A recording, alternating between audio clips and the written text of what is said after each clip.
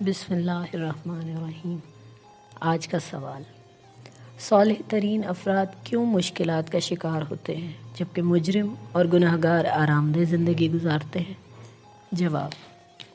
اللہ تعالیٰ اپنے اولیاء کو دوست رکھتا ہے، لہٰذا اگر وہ کوئی غلط کام کر بیٹھے تو فوراً انہیں تنبیہ کرتا ہے تاکہ انہیں یاد رہے۔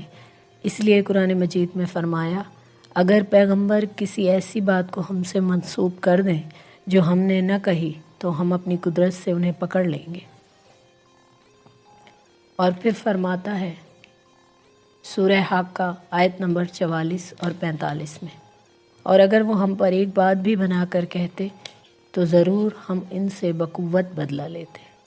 اسی طرح اگر مومنین بھی قانون کی خلاف ورزی کرتے ہیں تو چند دنوں میں ہی ان کی گوشمالی ہو جاتی ہے،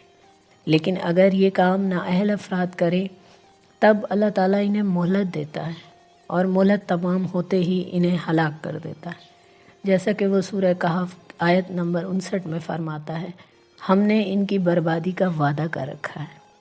اور اگر ان کی اصلاح کی امید ہی نہ ہو تب اللہ تعالیٰ ان کو تا قیامت مہلت دے دیتا ہے کہ ان کا پیمانہ گناہوں سے لبریز ہو جائے، جیسے کہ وہ سورہ آل عمران آیت نمبر 178 میں فرماتا ہے، ہم اس لیے انہیں ڈھیل دیتے ہیں تاکہ یہ گناہ میں بڑھیں اور ان کے لیے ذلت کا عذاب ہے۔ اگر چائے کا ایک قطرہ آپ کی اینک کے شیشے پر گر جائے تب آپ اسے فوراً صاف کر لیں گے، لیکن اگر چائے کا ایک قطرہ آپ کے سفید لباس پر گر جائے تو آپ صبر کریں گے اور گھر جا کر لباس تبدیل کر لیں گے، اور اگر ایک چائے کا قطرہ قالین پر گر جائے تو اسے چھوڑ دیں گے کہ عید کے موقع پر قالین دھوئیں گے، تب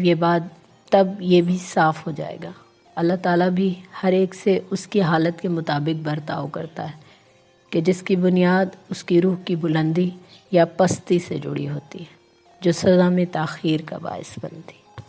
اللہم صلی علی محمد و آل محمد وعجل فرجہ۔